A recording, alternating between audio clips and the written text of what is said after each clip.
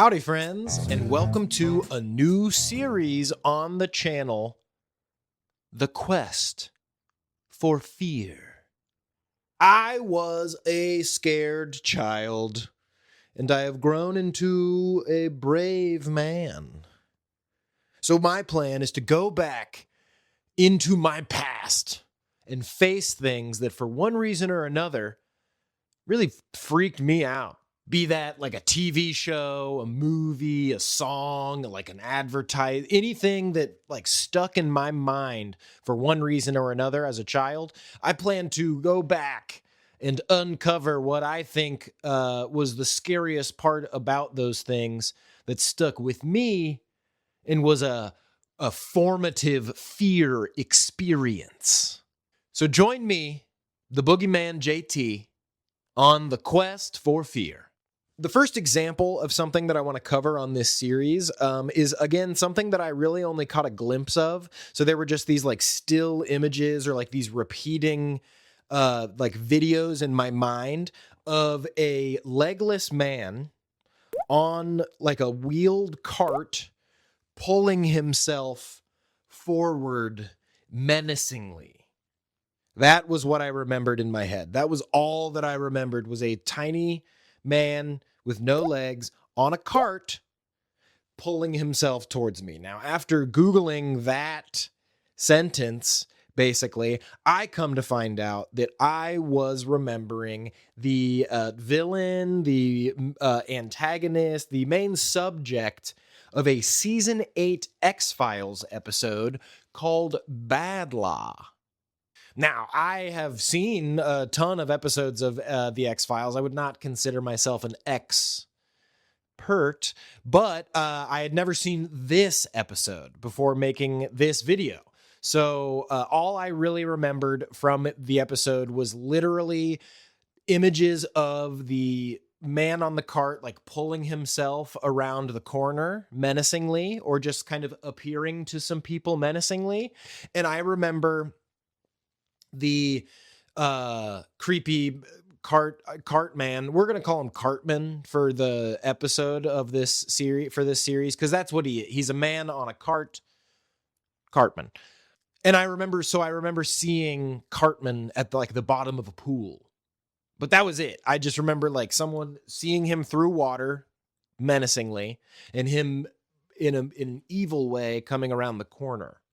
But that was enough for that like mental image to stick in my mind as a kid.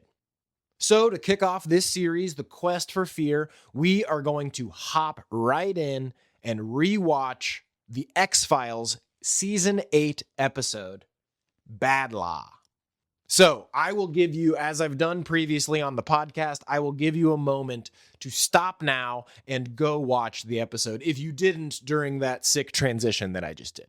What an episode of the X-Files that was. I have not seen this deep into the series before, so I didn't realize that there was a part of the show where Mulder is just straight up not in it, and it's Scully and the liquid metal cop from Terminator 2 as Agent Doggett. But this episode is a doozy. You know the drill. We're going to do a little bit of a synopsis, and then I'll kind of dive into what about the character is likely to have scared me so much, and if the fear holds up. So this episode begins with a objectively large American businessman making his way through the airport in Mumbai, trying to go back to the US. He has a real disdain for where he is and the people that he is around, and that is palpable throughout the entire first scene, although it doesn't last very long, because while we immediately see, who I was afraid of. There is a legless man in the airport asking for money, and he gives the man money and is a real jerk to him the whole time, but you keep hearing the squeaky wheels of the cart, and it appears that the legless man, Cartman, as we now know him as, is like following this businessman through the airport, culminating in a scene where the businessman is taking a shit and he is pulled from from underneath the stall after hearing the squeaking wheels of Cartman and seeing Cartman from underneath the stall. Cut back to the U.S., D.C., where the businessman shows up at his hotel and is like acting oddly. We can tell right away he's not being himself. He does not respond to any of the bellboy's jokes or give him a tip or anything. He is just silent, like acting strange, looking out the window. But once the bellboy leaves, large businessman, we'll call him Big Business, sits down on the bed and he just starts to, like, blood starts coming out of his pants. You can tell that he's bleeding. Blood is soaking into the bed. And then we see big bloodshot eyes. And then boom, X-Files intro plays. So the episode follows Scully and Doggett going over what these deaths, or like what's causing these deaths, right? So there are a chain of odd deaths of American businessmen traveling back from India or trying to travel back from India with no external injuries or anything, but like their internal organs are just totally messed up. Looks like something crawled out of them, come to find out of their ass. Scully calls in like a research friend that understands that there is a village of people in India just outside Mumbai that have like this secret mystic society of essentially like wizards that can do illusions and magic. And, she immediately starts to wonder if that could be what's happening. Also, the autopsy reports of the businessmen that have died have like a weight discrepancy. So she is thinking that because of the internal damage of the businessmen reported from these deaths and the weight discrepancy, that something is killing them from the inside and then escaping again through their ass. The autopsy of Big Business also reveals that he was dead before he flew back to America. So that just kind of links into the whole, like, was this like a body snatcher type thing. He was dead, but yet somehow flew back to the US and took a cab from the airport to the hotel, was rude to the bellboy, and then, seemingly died immediately after. So that just kind of links into this whole mystery. Most of the episode is Scully telling Doggett to open his mind, and Doggett just being like a stiff, obtuse partner the whole time, basically just being like, this doesn't make any sense, because it doesn't. But because we have glasses wearing research friend that has understood that this group of people has existed for quite some time, we start to unravel more about what the potential reason for all of this activity could be. Cut immediately to the Goosebumps half of this episode, which is a boy that is being bullied by an older boy, and then his father comes to pick him up, and his father is then killed also by Cartman. This half of the story kind of links in further as Scully and Doggett are brought to that house and they interview the boy, and the boy says that he saw Cartman in the reflection of a mirror before, his father was killed. So Scully kind of puts two and two together. Why are these businessmen, are these businessmen linked at all? Are these deaths linked at all? Come to find out, they are all working for an American chemical company that has a plant just outside of the village where these mystics live. And the chemical plant released this like poisonous cloud that killed several members of that community, including one of these mystics' sons. Are you following me? So Scully pretty much immediately is like could this be related? Could one of these mystics have, this revenge plot? She's like really just out loud thinking the plot because it jumps around a lot.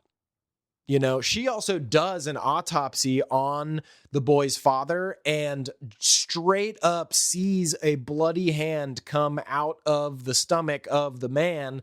And then I don't think she tells anybody for the rest of the episode that she saw that.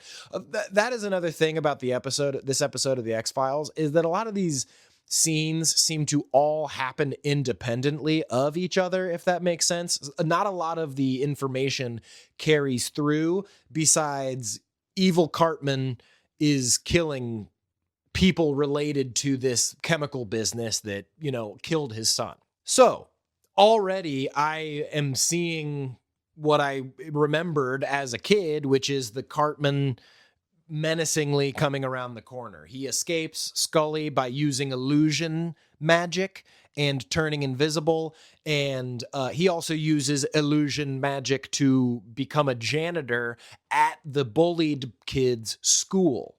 Where his plan starts to unravel a little bit is like the bully is walking through the school and sees the janitor Cartman illusion fade a little bit. He sees like the illusion fades. He's too real of a kid. He doesn't buy that. So it doesn't really work on him, and he sees Cartman. So he runs to try to tell the bullied kid, like, I'm on your side, dude. I saw the Cartman too. But Cartman kind of interferes and kills the bully's mom in a scene where he, again, illusion magic, turns himself into the bully, runs through the bully's house, making the mom run after him, and then it looks like he's drowning in their backyard pool.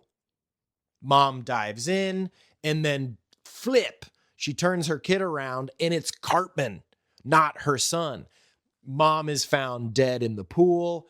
So we're 2 for 2 on the things that I remember being scary about Cartman happening. And I grew up with a pool in my backyard, so I completely understand why this would have freaked me out, because I didn't really like swimming by myself in the backyard pool, and often at night, or like wading water in the deep end, there was like this primal brain fear that I was going to get like jawsed in my own pool.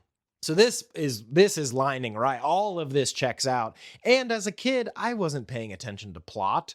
So I wasn't laughing at the episode the way that I was when I watched it this morning. So the bully's mom gets killed. Again, Scully and Doggett are like, okay, Scully is like, this has to be linked at this point. Doggett does not believe her, but she believes. That's the whole thing. She also, because Mulder is gone, is trying to kind of look at the case as he would. Because in the beginning of the show, she is the skeptic, and Mulder is the one telling her to, open your mind to the possibilities that not everything going on can be so easily explained. That there's more to this world than we understand. So all of the framework has been laid, right? We understand this mystic is seeking revenge, and his plot is to kill the son of the man responsible for the death of his son, right? We've pieced that together mostly because Scully just has heavy explanation dialogue almost in every scene while she's like piecing this all together throughout the episode. The climax of the episode is the kid and the new friend that was a bully trying to find and expose Cartman for who he really is, and Cartman is trying to kill the son to exact his revenge plot. All of this boils over in the episode because the bully is the Cartman takes over the bully's body and is about to kill his target, the kid of the businessman. Scully has to make a split-second decision because the kid's like, that's Cartman, shoot him. But it's a kid. It's the bully. In her eyes, she's shooting a kid. And then she shoots a kid. But she was correct, made the right choice, and we see that Cartman has been defeated. She runs out of the high school, obviously devastated. Regardless of the reality, in her eyes, she just shot a child. But she is given some sort of relief by knowing that somewhere Mulder helped her make that decision. There is a really funny line right at the end of this episode where Doggett, because of all the jumping around and like the head cannon, just her putting the puzzle pieces together somehow miraculously and like solving this case, he at the end, Doggett goes, "None of this made any sense." And then Scully just straight up goes, "Somehow it did." And that just explains it, is that it doesn't have to make sense. It's the X-Files. But what an episode of the X-Files that was. Again, I completely understand if I had seen, so I think I had seen just the clip of this episode, or I had just caught a glimpse of the episode where the kids are like running from Cartman, and then Cartman is disguised as the child and kills the mom in the pool. I think I really had just seen that part because it covers Cartman coming around the corner and then Cartman being in the pool. So I think I had just seen that part of the episode as a child, and that's scary for a kid. You know, I totally understand. Now seeing kind of the ridiculous jumps and leaps that the episode makes to tell the story, I really enjoyed it. After kind of doing some research on the episode, apparently it is a not so much liked episode of the X-Files overall. I think as a whole for the series, it ranks pretty low. But that doesn't change the fact that I was scared, so that is a fear we had to face. Thus, bringing to an end the first episode, closing the case on our first quest for fear. So I hope you enjoyed this quest, and we'll see you on the next one. Thanks for watching. The